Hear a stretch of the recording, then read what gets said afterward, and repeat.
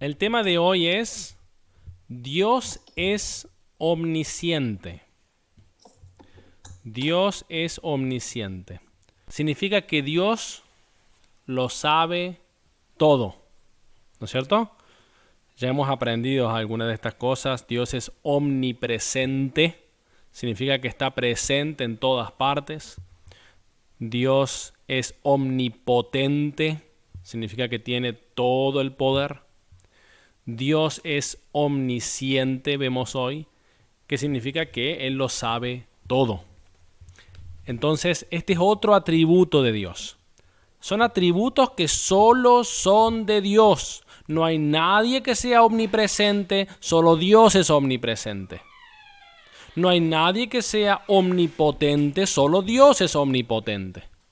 No hay nadie que sea omnisciente, solo Dios lo sabe todo. ¿No es cierto? Así que la Biblia nos enseña que Dios lo sabe todo. Y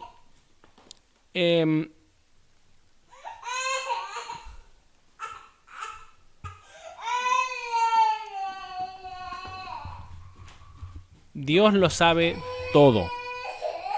Y eso lo dice la Biblia. Entonces, en 1 de Juan capítulo 3, versículo 20, se nos dice que Dios es mayor que nuestro corazón. Y Él, escuchen esto, y Él sabe todas las cosas. Así dice la Biblia. Dios sabe todas las cosas. Esta verdad sobre la omnisciencia de Dios significa que Dios se conoce plenamente a sí mismo. Eso no podemos decir nosotros de nosotros mismos. Nosotros no nos conocemos realmente, completamente. Miren, si la gente se conociera, estaría rogándole al Señor que lo salve. ¿No entienden? Es que si se conocieran, sabrían lo malos que son y la necesidad de salvación que tienen. Pero Dios sí se conoce a sí mismo perfectamente. Ese Dios bueno, misericordioso, bondadoso que tenemos, se conoce perfectamente. Él no hace errores porque se conoce muy bien. Porque todo lo que Él hace es bien. Toda bendición viene de lo alto, viene de nuestro Señor. Él se conoce a sí mismo perfectamente. Y Él conoce todas las cosas reales o posibles. Él conoce todo. No hay nada que exista o que haya existido o sucedido que escape a su conocimiento. El escritor de Hebreos enfatiza esta realidad al afirmar: y no hay cosa creada que no sea manifiesta en su presencia. Dice Hebreos 4, versículo 13. Antes bien, todas las cosas están desnudas y abiertas a los ojos de aquel a quien tenemos que dar cuentas. Entonces ahí vemos, todas las cosas están desnudas. Fíjense también las palabras, ¿no? Desnudas. Cuando pensamos en desnudo, pensamos en que da vergüenza, ¿no es cierto? Él, hasta lo más íntimo de nosotros, está a la vista del Señor. No hay nada que se esconda a la vista del Señor. Nada. Y no solamente eso, dice que están desnudas y abiertas a los ojos de aquel a quien tenemos que dar cuenta. Esto debería llevarnos a temor, porque Él no solo sabe todo, sino que tendremos que dar cuenta de todas esas cosas. ¿Cuál es el problema siempre en los juicios? El problema en los juicios es que el abogado de la otra parte tiene que descubrir las cosas y tiene que llevar a que la otra persona sea, ¿cómo se dice? Convencida, o sea, realmente se pueda salir a la luz de que esa persona es culpable. Bueno, en el caso de nuestro Dios, a quien nosotros daremos cuenta, no habrá algo así. La palabra dice que estaremos enmudecidos. El ser humano, toda persona, va a estar enmudecida al frente de él. Ni siquiera va a ser necesario que abra la boca. Incluso vamos a sentirnos convictos. Nosotros que somos salvos en Cristo Jesús, para nosotros no hay condenación, no hay juicio. Pero para toda persona que no cree en el Señor y que tenga que ser culpada por sus pecados y tenga que recibir el castigo eterno por sus pecados, esas personas van a recibir, van a encontrarse ante aquel Dios que lo sabe todo y no van a decir, pero tú no me di, o alguna cosa, no van a tener una excusa, no van a tener excusa, porque van a estar ante Él que lo sabe todo. No va a haber excusas. El Señor sabe que ellos son culpables. Y por más que ellos traten de autoconvencerse durante su vida de que ellos son inocentes, de que ellos son buena gente y todo lo que vos quieras, en aquel día no habrá nadie que los excuse, ni tampoco podrán excusarse a sí mismos, porque el Señor sí los conoce y sabe la maldad de sus corazones y sabe cada cosita que hayan hecho. La plenitud del conocimiento de Dios. Dios no solo conoce todo lo que ha sucedido, como dijimos anteriormente, sino también todas las cosas que podrían haber sucedido. Eso también lo conoce. O sea, uno podría siempre ponerse a hacer un montón de variables en la cabeza. Si yo hubiera conocido a fulano, mi vida habría sido tal. No, Dios sabe todo. Dios sabe todas las posibilidades también. No solo todo lo que sucedió, sino también todo lo que habría pasado si hubiera sido así o asá. Él sabe todo. Él sabe todas las alternativas posibles y los resultados que hubieran ocurrido si las circunstancias fueran diferentes. Jesús mismo mencionó esto en Mateo 11, versículo 21, cuando dijo: ¡ay de ti, Corazín! ¡Ay de ti, Betsaida! Porque si en Tiro y en Sidón se hubieran hecho los milagros que han sido hechos en vosotras, tiempo ha que se hubieran arrepentido en cilicio y en ceniza. ¿Pueden verlo? Jesús revela que Dios conoce no solo lo que ha pasado, sino también lo que podría haber pasado bajo diferentes circunstancias. Eso no ha sucedido. Tiro y Sidón no han tenido esa posibilidad de que Jesucristo les predicara en las calles y etc. Pero si hubiera sucedido, si hubieran escuchado el Evangelio, se habrían arrepentido. ¿Qué implica todo esto para nosotros? La omnisciencia de Dios nos llama a una reverencia profunda y un temor santo. Saber que Dios está plenamente consciente de cada detalle de nuestras vidas, cada pensamiento, cada acción y cada intención del corazón, debe llevarnos a vivir con un respeto profundo y una obediencia sincera.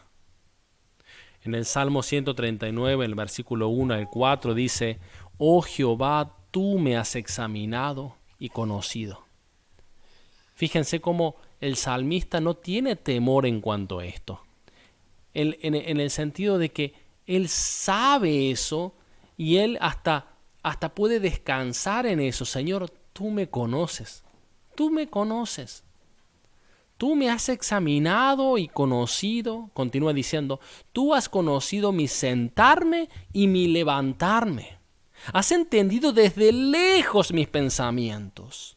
Has escudriñado mi andar y mi reposo, y todos mis caminos te son conocidos. Pues aún no estaba la palabra en mi lengua, y he aquí, oh Jehová, tú la sabes toda. Fíjense, ese es el Dios a quien amamos y servimos. Él nos conoce. Antes de que la palabra esté en nuestra lengua, Él ya la sabe. Él ya la sabe, Él ya sabe todo. Tenemos que vivir con esto en mente. Tenemos que vivir sabiendo con qué Dios tratamos. Y fíjense, la palabra dice, en Gálatas capítulo 6, etc., que Dios no puede ser burlado.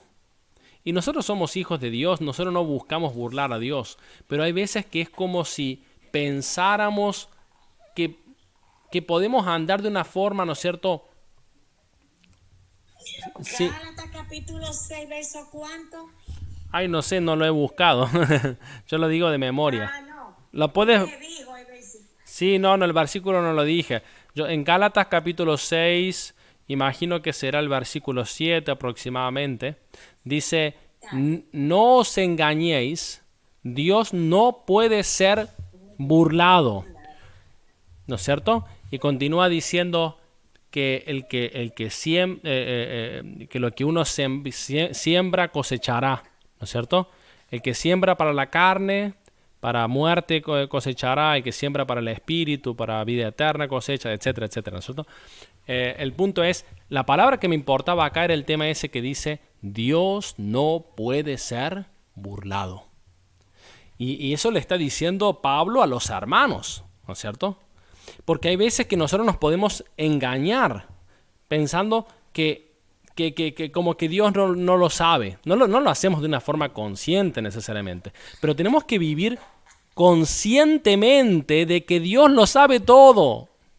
Servid al Señor con temor y temblor, dice la palabra.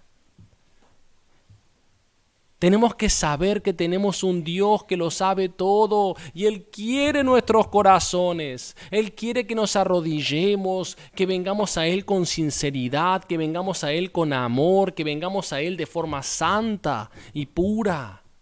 Y podemos hacerlo. Podemos, porque si hemos pecado, tenemos a un Dios que es justo y bueno y que Él escucha nuestras oraciones. Si alguno de nosotros ha pecado, tenemos que saber que Él es bueno y justo y que la sangre de su Hijo, Jesucristo, nos limpia de todo pecado. Es decir, que nosotros venimos a Él por la sangre de Cristo. Venimos a Él diciendo, Señor, yo esta mañana no he tenido el tiempo de oración como debía, he hecho esto, he hecho lo otro. Yo vengo en el nombre de tu Hijo Jesucristo, que pagó por mis pecados. Señor, perdóname mis pecados. ¿Y saben qué? En ese instante puedo recibir el perdón, porque la sangre de su Hijo me limpia de todo pecado. ¿Lo entienden? Nosotros no empezamos con una larga oración y de a poquito nos vamos purificando. No, la sangre de Jesucristo nos limpia en el instante. No tenemos que actuar como católicos haciendo ponernos a caminar y a esperar. No. Y que recién cuando hayas orado no sé cuántos Padre Nuestros y Ave María y no sé qué cosa. No. Nosotros venimos al Señor y hacemos una oración y en ese momento mismo el Señor nos perdona todos nuestros pecados. ¡Qué buen Dios que tenemos! Ese Dios que nos conoce. Aún no está la palabra en nuestra lengua y Él ya sabe todas nuestras palabras. Él ya conoce nuestro corazón y Él ama el corazón arrepentido. Y la fe que se apoya solamente, como lo hablamos la última vez, solamente en el Señor Jesucristo, en su obra perfecta, en su persona. Él que es la vida, Él es el que nos perdona nuestros pecados, es el que murió en la cruz por nosotros, el que pagó por esa condena y nos dio la vida eterna en Él mismo. Gloria a Él. Bueno, entonces, eso es lo que implica. Este conocimiento perfecto de Dios debe motivarnos a buscar vivir una vida que honre en todo momento a nuestro Señor. En todo momento. Ahora, ustedes saben que tengo la costumbre de hablar de Jesucristo. ¿Cómo no podría hablar de Jesucristo? ¿Cómo no podría hablar de aquel a quien nuestra alma ama? ¿No es cierto? Y hoy quiero también hablar de Jesucristo. Jesucristo también es omnisciente, porque Él también es Dios. Nuestro Señor también es omnisciente. Jesucristo, siendo Dios, también es omnisciente y tenemos que saberlo, y tenemos en la Biblia pasajes que nos enseñan esta verdad. Durante su ministerio terrenal, Jesús demostró repetidamente su conocimiento perfecto y completo. Un claro ejemplo de esto se encuentra en Juan capítulo 4, versículo 16 al 19, donde Jesús habla con la mujer samaritana. En Juan 4, versículo 16 al 19. Jesús le dijo: ve, llama a tu marido y ven acá. Respondió la mujer y dijo: no tengo marido. Jesús le dijo: bien has dicho, no tengo marido. Porque 5 maridos has tenido y el que ahora tienes no es tu marido. Esto has dicho con verdad. Le dijo la mujer: Señor, me parece que tú eres profeta. Aquí Jesús revela su conocimiento profundo de la vida de la mujer. Conocimiento que solo Dios podría tener. Otro ejemplo es cuando Jesús conoció los pensamientos de los escribas y fariseos. Él conocía los pensamientos de los escribas y fariseos. En Lucas 5, versículo 22 leemos: Jesús entonces, conociendo los pensamientos de ellos, respondiéndoles dijo: ¿qué caviláis en vuestros corazones? Él ya sabía lo que había en sus corazones. Eso no puede decir ninguno de nosotros. Yo no puedo decir: Dominga, ¿qué estás pensando en tu corazón? Eso no lo puedo decir. Hay gente que tiene la altivez de ponerse a juzgarnos a nosotros de lo que estamos pensando o con qué motivo hemos hecho tal cosa o tal otra. ¿Quién eres tú para saber los motivos de Dominga o de la hermana Marta o de la hermana? ¿Entienden? Cuando alguien te dice: yo sé por qué tú hiciste eso, porque tal y cual cosa, ¿quién eres tú para conocer mis motivos? ¿Y qué hay si mis motivos han sido buenos? Hasta puede ser que me haya equivocado con lo que hizo, pero yo esos motivos que tú dices no los he tenido. ¿Entiendes? ¿Conoces tú mi corazón? ¿Sabes tú realmente los motivos? Eso es lo que tú te has montado en la cabeza. Pero yo podría haber tenido buenos motivos y me equivoqué. ¿Entienden? Así que nosotros también tenemos que aprender de esto. Nunca tenemos que juzgar los motivos de las personas. Nunca. Tenemos que ser muy cuidadosos porque nosotros no somos el Señor Jesús. En cambio, el Señor Jesús sí sabía y sí sabe lo que hay en los corazones de las personas. En el capítulo 2 de Juan, hacia el final del capítulo, recuerdo que también dice que a Jesús no le hacía falta que nadie le dijera nada porque Él sabía lo que había en los corazones de ellos. O lo que hay en el hombre, ¿no es cierto?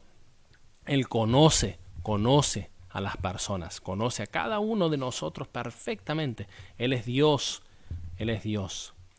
Entonces, estos pasajes nos muestran que la omnisciencia de Jesucristo no tiene límites y es una evidencia clara de su divinidad. Bueno, esto que le voy a decir ahora no está en el material, pero en el material que les envían. Pero, ¿qué hay de aquellos pasajes donde el Señor dice que Él crecía en conocimiento y en verdad? O en el pasaje que dice que eso solamente lo sabe el Padre, por ejemplo. ¿Qué hay de eso? ¿Qué hay de esos pasajes? ¿Acaso no sabía Jesucristo todas las cosas? ¿Por qué dice también eso?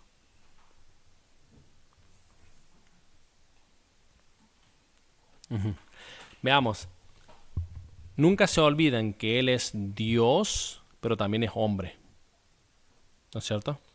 Entonces, como hombre, Él crecía en conocimiento y en verdad. Como Dios, Él ya tenía toda la verdad y todo el conocimiento. Nunca lo olvidemos eso. ¿Sí? Entonces, Él también es Dios. Y como Dios, Él es omnisciente. ¿Sí? Pero como humano, Él no conocía todas las cosas, como humano. ¿Sí? Nosotros nunca, eso es un misterio Que Dios haya sido hecho hombre es un misterio. O sea, no digan, Santi, explícamelo en detalle. No, ¿cómo te lo voy a explicar en detalle? Eso es un misterio, ¿sí? Pero Dios es omnisciente. Y por eso estos pasajes que hemos visto nos muestran cómo el Señor Jesús es omnisciente, o era omnisciente, ahora está claro, está en el cielo, Él sabe todas las cosas. Pero cuando estuvo en esta tierra, Él ya era omnisciente. Él ya es omnisciente porque Él es Dios. Él es Dios. Entonces, esta realidad es un misterio y por eso yo les digo que siempre tienen que saber, por más que es un misterio, tienen que saber que no es lo mismo, que Él es Dios y hombre. Y entonces siempre cuando tratamos este tema, la vez pasada hablábamos de que María es el hijo, es la madre de... Es la madre de Jesús, correcto. No la madre de Dios, como dicen los católicos. Es la madre de Jesús. Es la madre de aquel verbo hecho carne. Cuando Jesucristo nació de mujer, tenía que tener una madre, ¿cierto? Es la madre de Jesús. Pero no es la madre de Dios, porque Jesucristo, o sea, Cristo existe desde la eternidad. Desde antes de que todo fuera creado, Él es. Antes de que Abraham fuera, soy yo, dice Jesucristo. Él es eterno. Él no puede tener una madre. Ahora, como hombre, tiene una madre, por supuesto. Entonces, María es la madre de Jesús, de la naturaleza humana del Señor Jesucristo. Pero no de la naturaleza divina, porque Dios no puede tener una madre. Entonces, esa teología, esa enseñanza, esa doctrina de que María es la madre de Dios no es correcta. Es la madre de Jesús. Que Jesús es Dios, sí, pero no tenemos que mezclar este misterio. No lo tenemos que mezclar porque si no se arma una ensalada que nadie entiende, ¿me entienden? Tienen que saber diferenciar eso, ¿sí? Bien, así que sí, el Señor Jesucristo también es omnisciente. Él es omnipresente. Como hombre no, ya lo hemos hablado, pueden verlo, ¿no? Como tenemos que siempre separar con Jesucristo. Como hombre no puede ser omnipresente, Él no puede estar en todas partes al mismo tiempo. ¿Lo entienden? ¿Él dónde está ahora? Como hombre. En su cuerpo. No, el Señor Jesús está en el cielo, a la derecha del Padre. Ahora, como espíritu, Dios es espíritu y el Señor Jesús también es espíritu, donde están 2 o 3 reunidos en mi nombre, ahí estoy yo entre ellos. O sea, el Señor Jesús está aquí, pero no en su cuerpo. En su cuerpo está en el cielo. ¿Lo ven? Así que tenemos que siempre saber diferenciar. Nuestro Señor Jesucristo es Dios y hombre. ¿Sí? Nuestro Señor Jesucristo también es omnipotente. Toda autoridad me ha sido dada en los cielos y en la tierra. Toda autoridad. Él tiene todo el poder. Y nuestro Señor Jesucristo es omnisciente, acabamos de ver. Conclusión. Dios, en su omnisciencia, conoce todas las cosas pasadas, presentes y futuras. Todo. Este conocimiento perfecto y completo nos inspira a vivir con temor reverente y a rendirle cuentas en cada aspecto de nuestras vidas. Jesucristo, como la manifestación plena de Dios, demuestra esta omnisciencia en su ministerio terrenal, confirmando que nada le es oculto. Al reflexionar sobre la omnisciencia de Dios, somos llamados a una vida de integridad, obediencia y adoración, sabiendo que estamos siempre bajo la mirada amorosa y perfecta de nuestro Dios omnisciente. Eso es muy, muy, muy lindo también. Fíjense, tenemos a alguien que nos mira siempre, pero sus ojos están llenos de compasión, están llenos de amor, están llenos de perdón. Él quiere, o sea, si tenemos pecado, se lo podemos decir porque Él quiere perdonarnos. Él se alegra cuando andamos correctamente. Ustedes tienen hijos, algunos tienen nietos, y ustedes saben que no hay cosa más preciosa cuando alguien se echa una macana, no sé cómo le dicen en sus países, nosotros decimos macana, cuando alguien mete la pata, ¿no es cierto?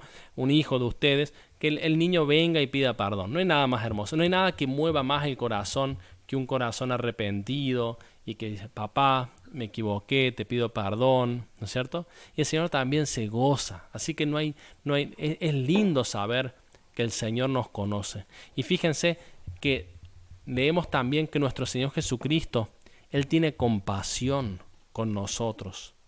Él mismo ha pasado por todas las pruebas que nosotros hemos pasado, pero sin pecado, dice la palabra. Y Él está lleno de compasión. Y nosotros podemos saber que Él no solamente sabe todas las cosas como Dios, sino que también como hombre ha vivido muchas tribulaciones como nosotros las vivimos, pero sin pecado, pero las ha vivido, ha sufrido muchísimo, tenemos que saberlo. Ha sufrido como nadie en este mundo podría sufrir, nadie, porque nadie puede sufrir las cosas tan intensamente como las sufrió nuestro Señor por nosotros. Fíjense, una tarea muy honrosa es cuando nosotros nos ponemos a orar para nuestros hermanos poniéndonos en sus zapatos. Es decir, si yo soy hombre y sé que una hermana ha perdido un hijo, yo podría como hombre ser un poco más indiferente. Pero la palabra enseña que tengo que ponerme en su situación. Lo leemos en Hebreos capítulo 12. Como si estuviéramos nosotros en la cárcel, dice. Como si estuviéramos nosotros pasando esas circunstancias. Entonces, si me pongo en los zapatos de esa hermana, es entonces que las lágrimas corren. Es entonces que tengo mejor comprensión de esa situación. Bueno, piensen en el Señor Jesús. Cómo nos conoce. Cómo Él lleno de compasión, llora con nosotros, o sea, se entristece. Él le dijo a Pablo, Saulo, ¿por qué me persigues? No dijo, ¿por qué le persigues a mis hijos? ¿Por qué persigues a los cristianos? No, ¿por qué me persigues a mí? ¿Lo ven? Él se pone en nuestros zapatos. Nuestro Señor Jesucristo, cuando uno le hace algún bien a uno de sus más pequeños, se lo hacen a Él. Cuando alguien daña a uno de sus más pequeños, lo está dañando a Jesucristo mismo. Pueden ver la intensidad del sufrimiento de nuestro Señor Jesucristo, habiendo estado aquí, pero también ahora clamando por nosotros en el cielo. Dice la palabra que Él está clamando en el cielo ante el Padre. Él está orando, intercediendo por nosotros. Nosotros tenemos un Dios que nos conoce, profundamente nos conoce.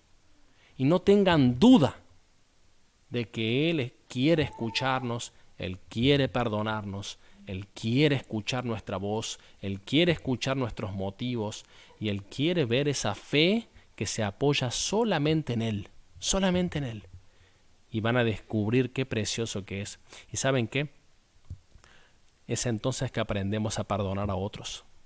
Cuando entendemos cómo Él nos perdona a nosotros y cómo nos ha perdonado, ¿no es cierto?, en la salvación. Entonces aprendemos a perdonar a otros. Y la palabra dice que tenemos que perdonar a los otros como Cristo nos perdonó a nosotros. ¿Merecíamos que Él nos perdonara?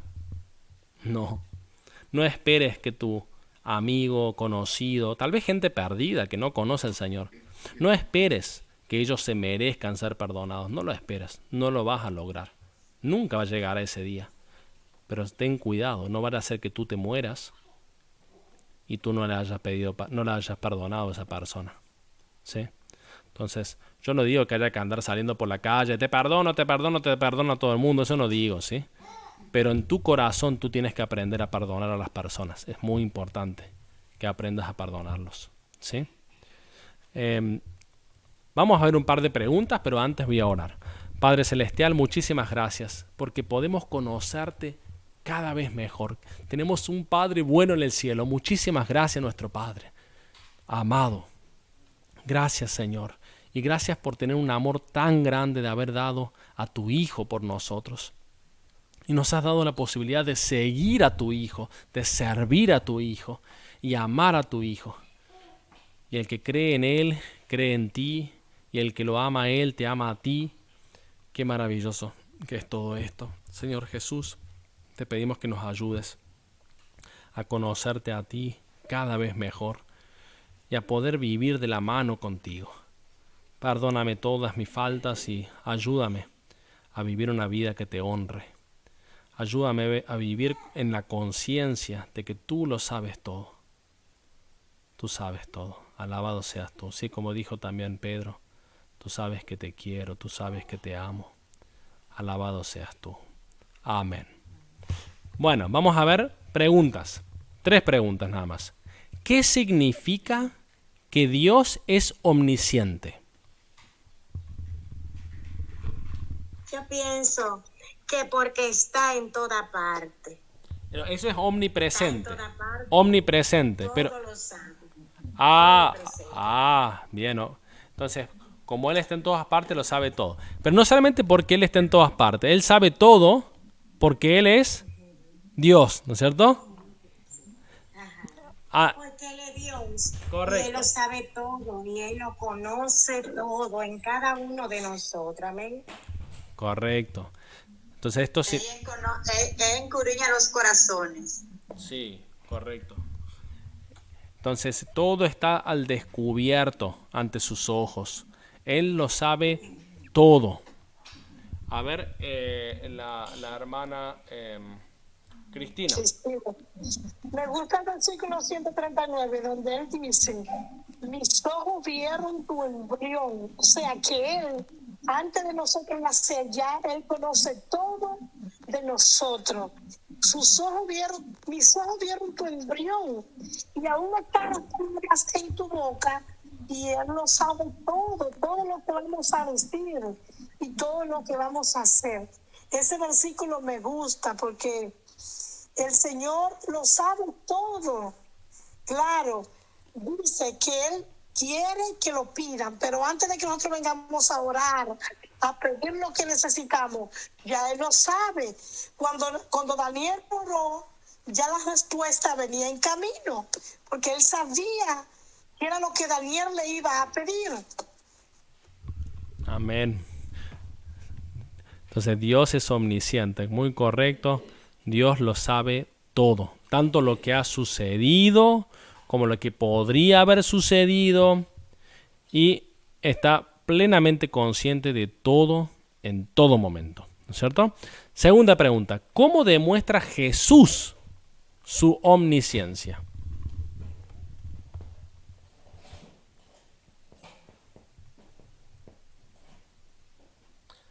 Ustedes pueden empezar hablando, porque solamente si 2 personas hablan al mismo tiempo, entonces les voy a pedir que hable uno después del otro.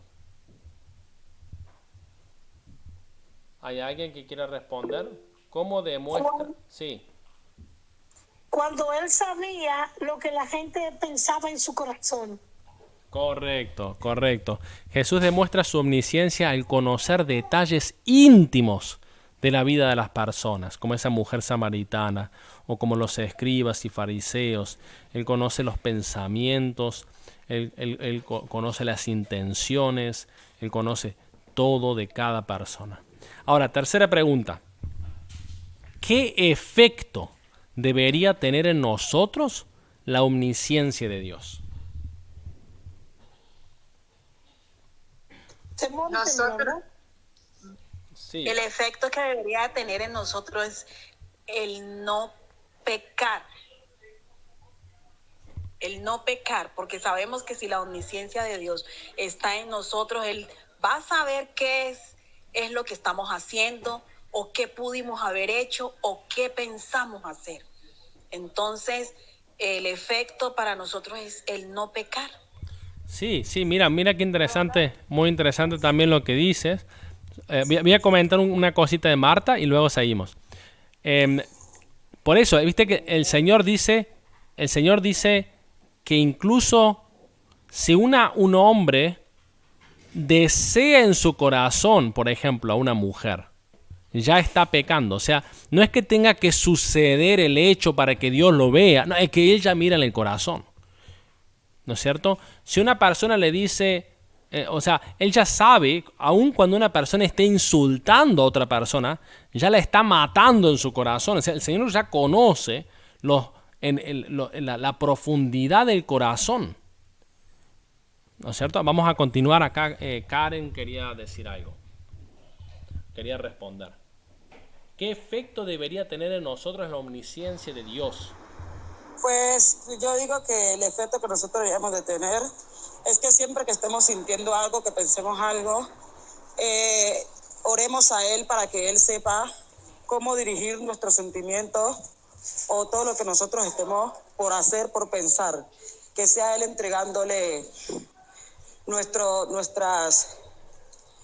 pensamientos y sentimientos para que Él sea quien nos guíe y nos ayude a mantener o a aprender a mejorar, o que nos ayude pues en las situaciones que tengamos. Muy correcto, sí, es una vida de temor reverente, sabiendo que vamos a rendirle cuentas a Dios en todos los aspectos de nuestra vida. Buscamos vivir de manera que le honre. Entonces vivimos pidiéndole a Él que nos dé sabiduría, que nos ayude, que nos guíe, que nos libre del mal también.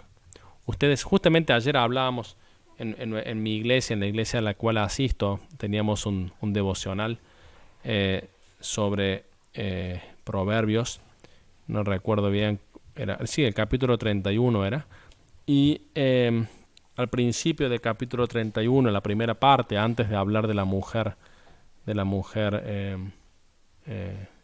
digamos, virtuosa,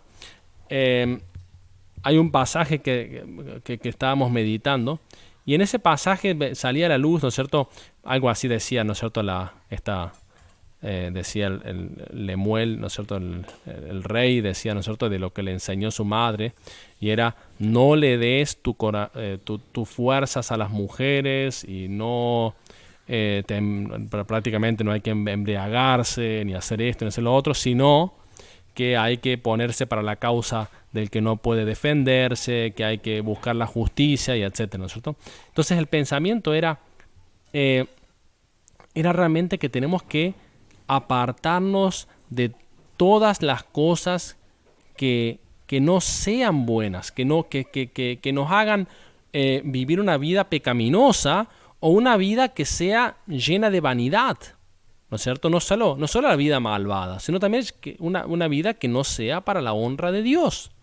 Queremos comprar el tiempo, significa, queremos aprovechar el tiempo, queremos utilizar el tiempo para la honra de Dios, y por eso lo que decía Karen: Señor, ayúdame, tengo que tomar tal decisión, tengo que hacer tal cosa, guíame los pasos, y ayúdame a que no caiga en esas cosas donde suelo caer.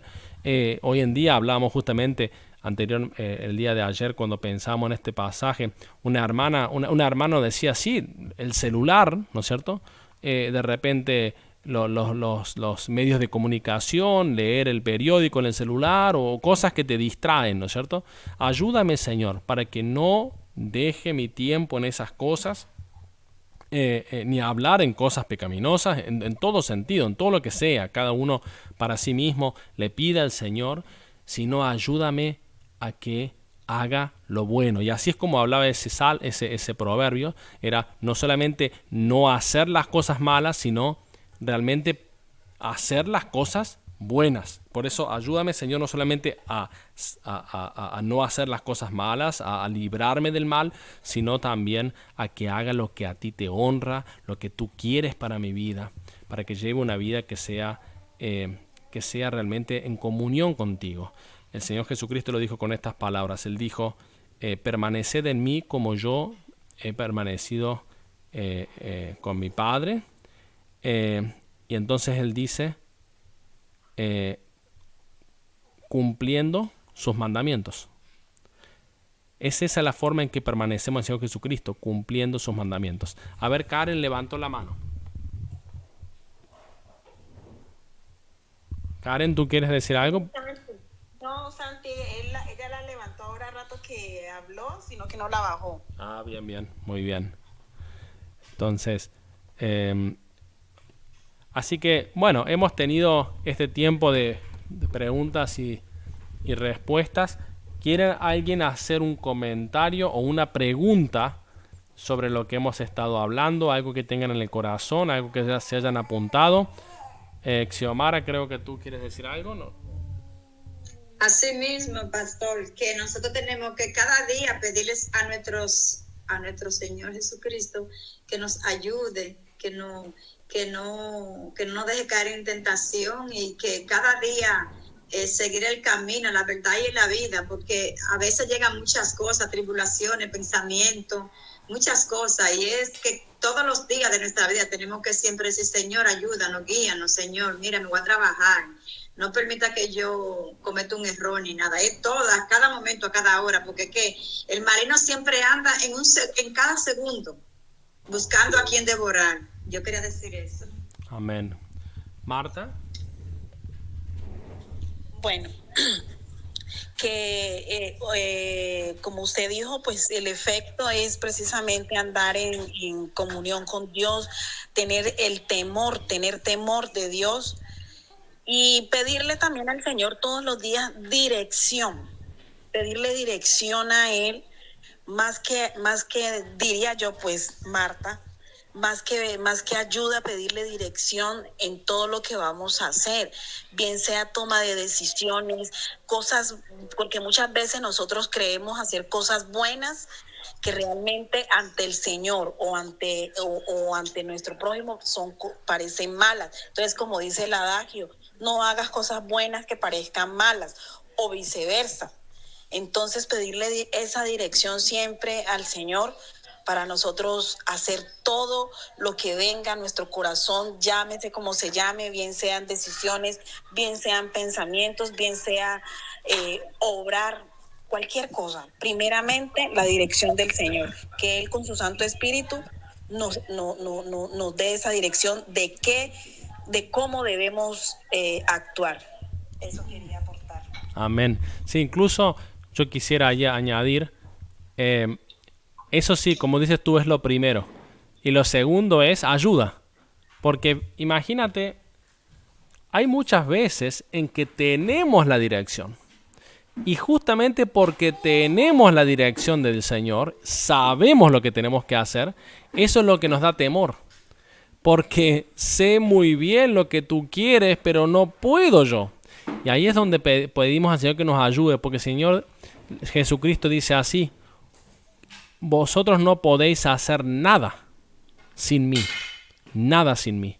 Entonces, si tú sientes temor una vez que has escuchado la dirección del Señor, te lo ha mostrado a través de tu palabra, alguien te ha mostrado un pasaje, o has escuchado este devocional y hay algo que te ha puesto el Señor en el corazón, habla con fulano, haz tal cosa, pídele perdón o perdónalo tú a él, ¿no es cierto? Sea lo que sea, si el Señor te muestra la dirección, entonces puede ser que nos dé mucho temor. Y ahí es cuando tenemos que decir: Señor, ayúdame porque yo sé lo que tú quieres y para mí es imposible hacerlo, pero yo te quiero honrar a ti. Ayúdame para que perdone a fulano. Tú sabes cuánto daño me ha hecho, tú sabes que no muchas veces me encuentro pecando a través de que pienso en eso que ha pasado y me da vueltas la cabeza y en el corazón. Señor, ayúdame a perdonarlo como tú me has perdonado a través de Jesucristo. Ayúdame, Señor, solo tú puedes hacerlo. No es fácil, eso es un milagro cuando nosotros aprendemos a perdonar, por decir un ejemplo, ¿cierto? Es todo lo que hacemos para el Señor es siempre un milagro. Porque si no fuera un milagro, no sería Dios el que estuviera trabajando a través de nosotros. Si nosotros somos capaces de perdonar según la carne, no es el perdón de Dios, ¿lo entienden eso? Si somos capaces de hacer algún ministerio por nosotros mismos, por nuestra mente, nuestra inteligencia y tal, entonces no es un ministerio para el Señor. Porque lo que hacemos ha de hacer a través de nuestro Señor. Tiene que ser el Señor trabajando a través de nosotros. Es ahí donde Él es glorificado, cuando Él mismo se pone manos a la obra a través de nosotros. Instrumento mío es, le dijo el Señor Jesucristo sobre Pablo. Sí, Pablo era muy inteligente, pero él decía, yo no oso decir, no quiero decir nada que Cristo no haya puesto en mí. ¿Lo ven? Por más que él era inteligente, él sabía, solo el Señor. Y hay otros pasajes que muestran que él decía que le pedía a la iglesia que oraran por él. Si pensamos en Efesios capítulo 6, no sé, en diferentes pasajes, en Colosenses, le pedía a la iglesia que oraran por él, para que le fueran dada palabra de sabiduría y etcétera, ¿no es cierto?, para poder llevar el evangelio a las naciones. ¿Era Pablo inteligente? Sí lo era, pero él pedía oración, pedía, hermanos, oren por mí. Hermana Cristina, ¿tú quieres decir algo? Ya usted lo explicó. Lo que pasa es que el versículo Juan de 4 hasta 16, usted lo dijo y me gusta la explicación porque es lo mismo que usted está diciendo. Cuando dicen, permanezcan en mí y yo permaneceré en ustedes. Y me gusta esta versión que dice, así como ninguna rama puede dar fruto por sí mismo. O sea, la rama viene del tronco. El tronco él está plantado. Está plantado de ese árbol que es Cristo y viene la rama que somos nosotros y no puede dar fruto por sí mismo, sino que tiene que permanecer en la vid. Así tampoco ustedes pueden dar fruto si no permanecen en mí. Y yo soy la vid. Y ustedes son las ramas. Y me gusta ese ejemplo porque una vez yo tuve una revelación.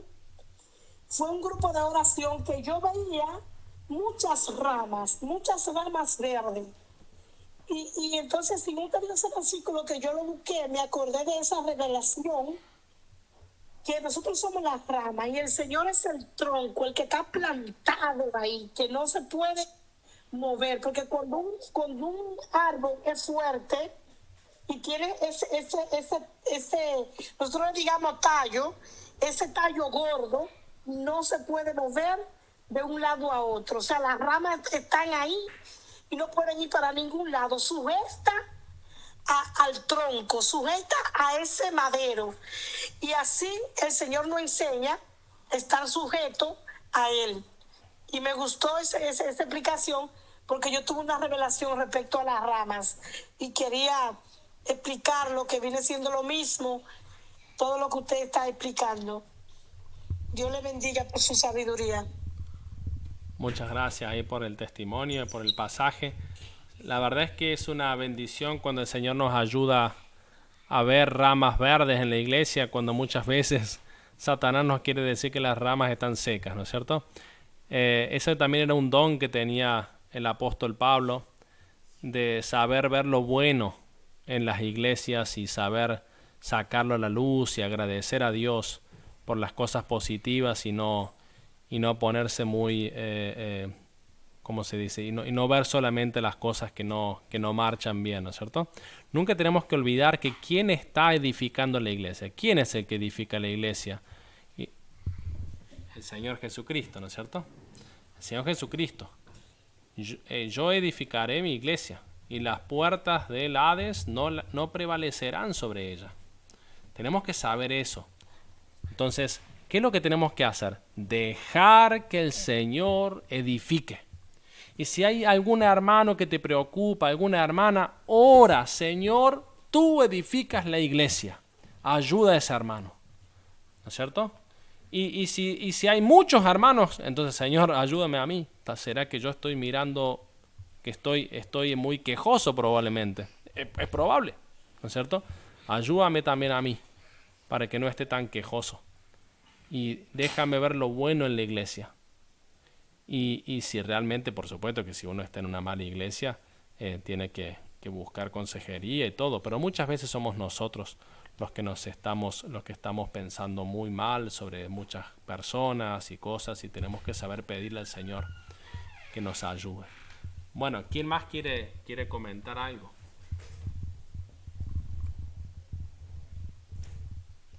Bueno, entonces ya es... Yo también quería decir algo, pastor. Sí. Que no sé si en Lucas, en Juan, no sé qué está, que Dios dice, yo soy Dios, después de mí no hay otro. Eso quiere decir que no podemos hacer nada sin la dirección de Él, poner todo en Él. Decir, Señor, tú eres el que todo lo puede, tú eres el que todo lo sabe, Señor. En ti confío. Todo eso tenemos que ponerlo en el Señor. Amén. Bueno, si les parece, cerramos. A ver, hay otra persona. A ver. ¿Quién es? Cristina, ¿no? No, Santi, ella dejó la mano levantada. Ah, bueno. No, ya. Dejen las manos levantadas, sí. Bueno, muy bien. Entonces vamos a pedirle a una hermana que haga una oración para cerrar.